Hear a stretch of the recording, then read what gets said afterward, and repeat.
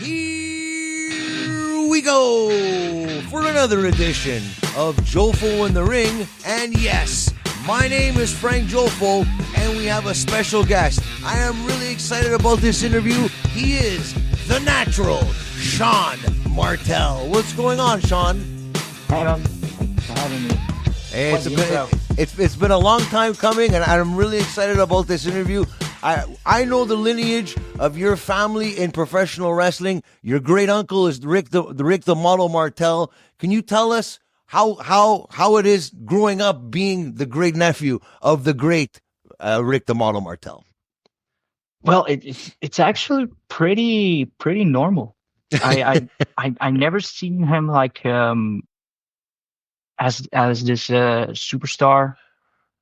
He just was Uncle Rick, you know. It's really when I first joined wrestling really seriously that I like realized how much impact he had on a lot of wrestlers, really. Well, I'm sure a lot of people come up to you and ask you questions about your uncle, and it's to the point where he's a big influence in Canadian wrestling from the 70s to the 80s to the 90s. He was an intercontinental champion. At one point, he had the longest reign in Royal Rumble for the longest time until Ric Flair broke that record. But what's the influence that goes in with your wrestling, seeing your uncle out there? That's a good question. Like, what do you take from what he has done in his career to your career right now? Do you take any differences, or do you do the same things, or take any pointers? Since wrestling has changed quite a lot, I feel like, especially when I'm playing a heel, I can pull from him much more because I'm used to see him as the model, you know. Yeah. So I guess that that aura comes out a bit more when I'm heel, but I'm much more influenced by my father's wrestling, actually. Same kind of moves, but from Rick, you know, I obviously do that Boston Crab from time to time. Well, your father, I saw a post, if you want to talk about it, on Facebook that about your father, Kevin Martel. Do you want to talk about that? Tell the viewers about that? Yeah, sure. Well, I first joined wrestling. He wasn't that much appreciative of that. Okay. Obviously he's injured and stuff, but he finally came around to it, and he joined me. We wrestled together. We had a feud. It was actually like so cool. Very, very, very cool to do that with my father. We finally fought against one another at Golden Opportunity last year, and after that, he unfortunately had bad news. Well, his health was already declining. We didn't know much about it, but he had a cancer in the throat. Yeah. And yeah, so now he beat it like in record time. He's in remission. I don't know if you can say that in English. Yeah, that's exactly. But he's fine. He's gained pretty much all the weight back. Wow. And it's just amazing. He's a fucking superhuman. It just goes to show when the prayers are there, you know, things will happen, and we are behind him 100%, and especially yourself as well. Do you have any fond memories of that rivalry that you had with your dad, Kevin? Oh, so many. Being in a tag team with him, I learned a lot because we were against quite the superstars in I'd say Quebec, and even Canada. Marco Estrada, Matt Angel. We wrestled a lot against very, very good wrestlers. So I just learned so much just looking at him in the ring, helping me with my memory, showing me how it works, how the placements and everything. It's and obviously, having that match against him was I barely have any words to put into perspective because it's just one of a kind experience, really. It seems like it's a very personal thing for you. I understand, and I know he means a lot to you and everything. But were you a heel in that storyline there, or No, because he was. I find when I look at you, I don't see heel. When I used to see your uncle, I used to look at him, and even my father used to say, he goes, "Wow, this is the best heel ever." He was always excited. But when I look at you, I see more of a baby face. No offense, but is it something that you want to do? Is you rather be a baby face, or you rather be a heel in professional wrestling going forward? Well, Or which one's more fun for you? that's I'm really 50-50. But I love being a heel when it's that kind of crowd that just feeds you the energy to Yeah. to like insult them back and get into it. But on the other hand, what's hard as a face is getting liked. You have to have that it factor. Hmm. And also, obviously, it's all about the booking and storylines. Yes. They'll put you over a lot too. Yeah. So as for now, I have been booked as a face in NSPW and Generation Next. The only place that I'm a heel is in FCL Shawinigan, and I'm having a lot of fun there. The crowd is just A so lot of people tell me into it. it's a lot of fun being a heel in professional wrestling, but sometimes it does get to you when you do get booed very often. So sometimes it's good to get cheered. Sometimes. Yeah, yeah. When I'm face and the crowd doesn't know me, at first when I first like had my first matches and everything, when I got booed as a face, it threw me off so fucking much. I was like, oh God, okay, how do I win him back? Yeah. I didn't have that kind of thought process to like just just breathe, wrestle, do your thing. It's gonna be fine. If they like you, they do. If they don't, they don't. I see you have a lot of tattoos. Is there any inspiration behind any of those tattoos, or just you're just a rabid tattoo guy? Some of them do mean something. I like anime and everything, and Lord of the Okay. Ring, Well, I could Star see by the Wars. poster in the back there. Yeah.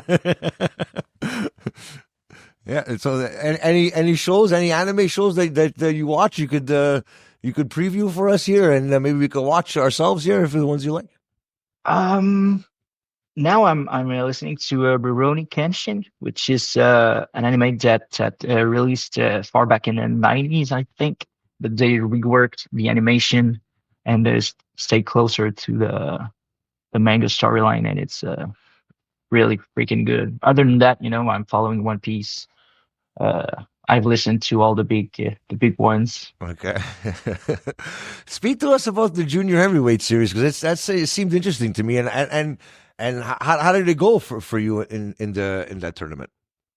Well, I finally made it to the final. So I'm against this young, amazing talent, Hayden Bright, which his father actually used to wrestle with mine and Wow. Kevin Owens and Sami Zayn and everything. Wow. So it's really crazy. We're both uh, descendants of great wrestlers, Yeah. and yeah, no, it's amazing. We learned together. We were at the wrestling school in the same group, so it kind of came full circle.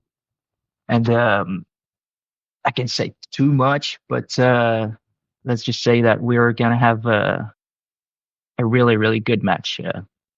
Well, you know It's what, you've yeah. been doing you've been doing some very good work on the independent scene in Quebec in 2024.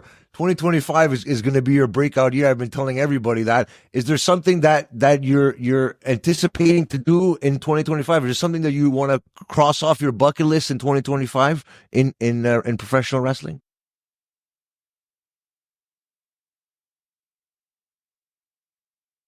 Why? I try to stay well as much as I can, down to earth about that.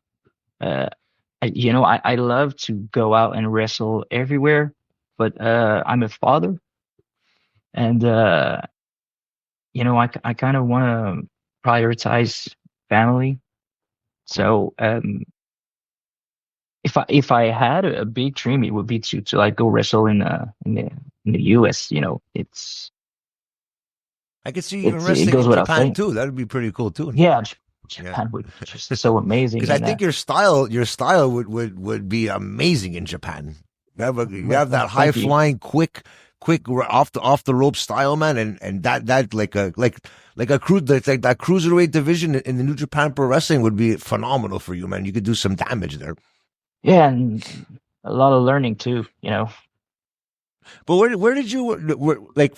Obviously, you were a Martel, but did you learn from your father, or where did it all start for you when you started professional wrestling in school wise? Well, I was trained at NSPW. Okay. I first learned with Stephen Sullivan, which uh, he teach me so much. He really it was he's a great coach. Um, I've been trained by actually a couple of people, Dylan Donovan, Jan Pike. Uh, Also, I've been taught by Mathieu Saint Jacques. Okay. Um, TDT, yeah. yeah, Yeah. yeah. But obviously, my father used to teach the last kind of class before we get into the Generation Next, which is kind of the student show. Okay. So I learned from him the most, and not just at home. I just he really was like the big bridge between me and the higher the higher shows. Mhm. So Is there any stories you could tell us about your great uncle that nobody would know about, like something significant that would put a smile on your face, like that right there? 'Cause I know, I just cracked your smile. There must be a nice story you must have of your great uncle. uh, wow, that's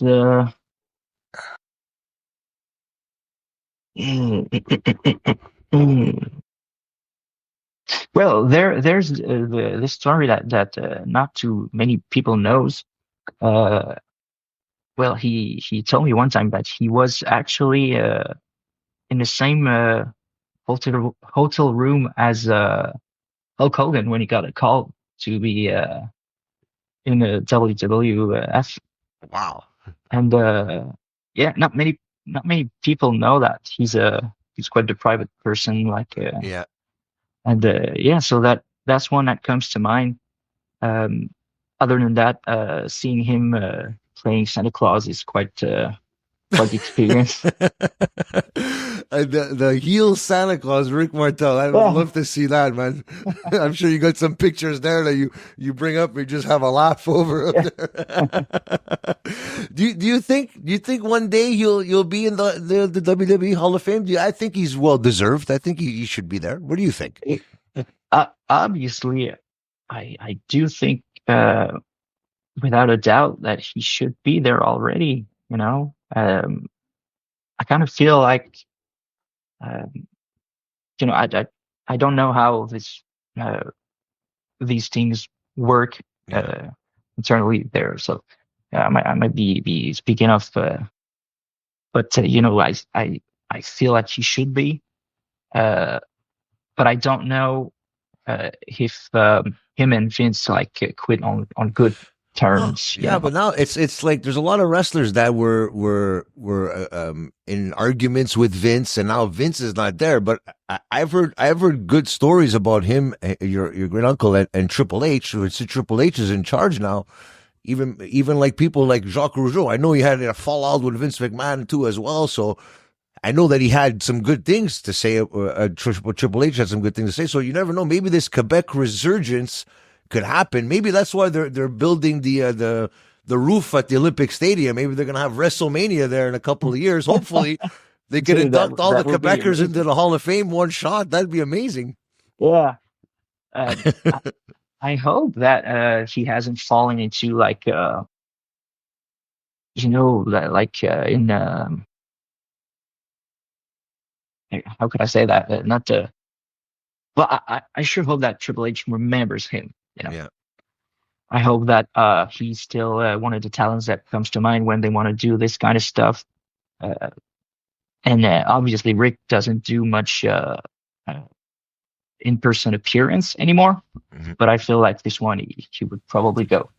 I honestly think I would love to see that. That's for sure. Yeah. So you said you do the Boston Crab for your finishing move. Is that because of your great uncle or your dad, or what's the From influence behind from that? from time to time, I do it. It used to be Rick's finisher for a while, so it kind of stayed in the family. My father used to do it as well a lot. But I recently I kind of fell into that high flying thing, which I wasn't doing much of in the beginning, but starting to really fall in love with it, and trying some new things. So my finisher now is a spinal tap, which you kind of do that Okay. flippity flip thing, and I quite like it. But I'll use the Boston Crab from time to time, even so. So, and I know that you've been getting a lot of great opportunities in Battle War as well. You were talking about Generation Next and NSPW. Anything in the future? What's going on? Like any more great opportunities? Any more titles you want to go for in these promotions in the future? Or if you want to call Well, somebody out right now, go for it, my friend. The floor is yours. obviously we're all we're all working for the same thing. Yeah. We all want those titles. Um, I feel like now I can really start to say that I've, I'll I'll probably be in the runners at least. Like eventually, at first I wasn't like a big fan of just blowing my mind up and being like, oh yeah, no, I will definitely get that. It's just Yeah. I feel like you need to stay down to earth a lot in wrestling because otherwise you just well, first you make many enemies, and That's for secondly, sure. well, Yeah, that's for yeah, sure. yeah. So obviously, that junior heavyweight thing, I want to win it, like more than anything right now. Um, I feel like in Generation Next, I could have a title shot soon, and who knows? Yeah. So just keeping that work ethic going and eventually get to those title shots. It would be just amazing. So when people talk about the Quebec wrestling, professional wrestling here in Quebec, they talk about the Zach Pattersons, the Marco Estradas, the Jeremy Profits, the Matt Angels. Is there one of those guys that would you like to face in the future to prove yourself that, you know what, I'm here, I'm coming, 2025 is my year? Yeah, absolutely. Well, I've wrestled Zach Patterson and Marco Estrada and Matt Angel already. Actually, I've wrestled Jeremy Prophet as well. Yeah, yeah, yeah. But I did not have the experience that I have right now. And don't get me wrong, I'm not like it's my third year, so I'm not like this super experienced wrestler. But I feel like I've learned a lot in the last year to where I could have another go with these guys and really be like following as well as I can. Uh, whilst in the past I was sometimes a bit lost. You get Yeah. you get that kind of anxiety from wrestling those guys. They got already did those big followings and everything. So you want to be up the par. You want to prove that this chance you get is warranted. But I feel like now it would be different. I like it. I like it. And you obviously follow the WWE, AEW. Have you been seeing what Kevin Owens has been doing the last couple of weeks? Sami Zayn as well. How proud are you to be a Quebecer, a Canadian, and seeing these two gentlemen here, Sami Zayn and Kevin Owens, representing the Quebec wrestling scene here in Quebec? Yeah, it's just crazy. And kind of seeing these guys kind of makes me like wonder who are the next ones, you know? Yes. Like I'm always looking at the guys in Quebec, Montreal, and I'm like, maybe he could, you know? Yeah. So it's so this is really intriguing. But you know, I fell in a kind of Sami Zayn old matches rabbit hole Okay. When he was El some Generico time or ago. when he was Sami Zayn? Yeah, El Generico, Okay. and yeah, he's so fucking good. It's so If there's a impressive. match that if you haven't seen, it's one of my favorite matches. It's from CCW when it was Sexxxy Eddie, Access, Sami Zayn as El Generico, and Kevin Steen. They had a four-way. Yeah, And, I've seen this one. one of the Yeah, that's the one that put them on the map, in my opinion. And Sexy Eddie's told us that many times. And then from there, it just catapulted them to Ring of Honor and now WWE's now. So you never know. It's that one opportunity you need, and you could just propel yourself to the next level. And look at him. He was main evented WrestleMania. He fought Stone Cold in the main event. I actually thought he was going to pull it off last night against Cody Rhodes. I'm still a bit pissed off about that yesterday, but I think if they do have a rematch, I think he lost the last two. I think they have to give him that third match. I do think so as well. Yeah. But actually, talking about CCW, there are so many good matches Yeah. to watch. Others not so much, but like there are some bangers Yeah. that were going on at CCW, which is insane. Which my father used to book the CCW, and really it's Really? yeah here with Sonny Warcloud. I think Sonny Warcloud was owning it, and my father Okay. was booking it or something. And yeah, so he showed me a lot of tapes and everything, and it's just it's crazy. I used to go there and play in the ring with some of these guys, so it's crazy. Well, I saw that video. I think it was on Instagram or Facebook with you and your great uncle there too, and your dad too, and everything. Like, it must be. I'm sure you get all those questions, and people. And sometimes it must be bothersome and everything. It's like, okay, he's just my great uncle. He's just another wrestler. But I'm sure it's pretty cool to know that your lineage it was great back in the day, and seeing you now what you're doing, and do you have you have a son or a daughter? Is that the next generation of Martels to be into professional wrestling? Well, I there's a part of me that understands my father to have been kind of hesitant at first when I first joined, because he was probably asking himself like, does he have the mental strength, Yes. to be in that kind of stuff? Because it's really hard, and not just on the body. It's hard on On the mind, the yeah. spirit, on the Yeah. mind. It's a sport where you have to like yeah, you just have to be strong, just pretty much in all aspect. But you know, coming back to Rick, it's everything I hear about him is positive. So that's something I'm really proud of. He could have been like an absolute asshole, and that Yeah. I would still love him to death. But Of course. it's just very uh, gratifying. Gratifying, To, inspirational. yeah. Yeah.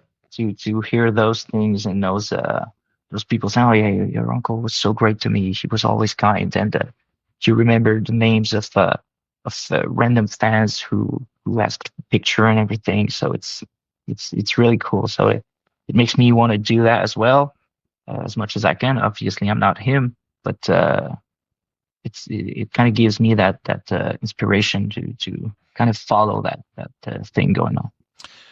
I know I've had Access on the show. I know his son is a big high flyer as well, and I think I asked him if there ever would be a rivalry between him and Shawn Martel, and what would you think about that? You versus Access Junior, because you guys are I know you're about the same age, but not. Well, I know I think he's a bit younger than you, if I'm not mistaken, but I think it would be a great match, a great rivalry, a great story for professional wrestling here in Quebec. Yeah, absolutely. I've seen him wrestle, like, I think once.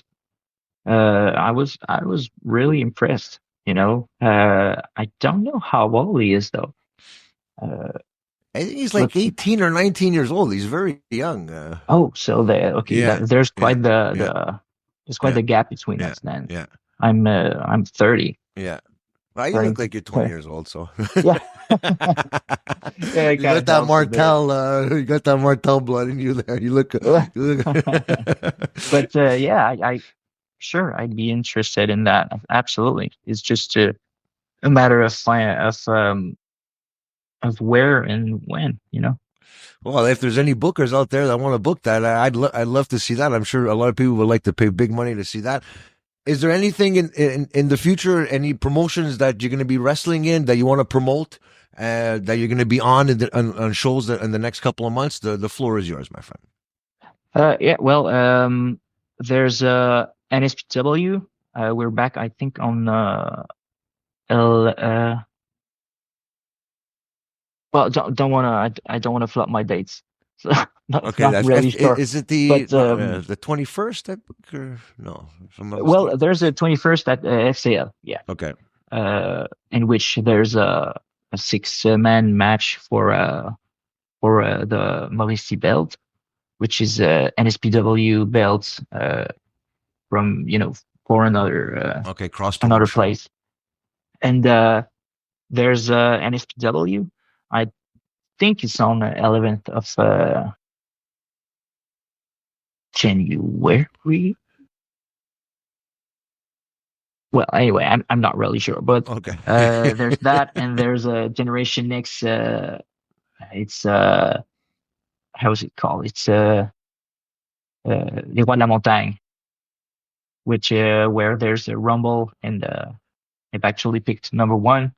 So there's yeah. Maybe you have to ask your great uncle for some pointers there. I know he came in. I think it was like 54 minutes. I just watched the 92 Rumble a couple of days ago, and Ric Flair broke the record, and it was Rick Martel that had it before. I'm not sure what the exact number was, but he was in there for at least 50 minutes, and Rick Martel was known to be that Iron Man in the Royal Rumble. So if there's a Royal Rumble out there and you're in it, I think I'd put my money on you. That's for sure.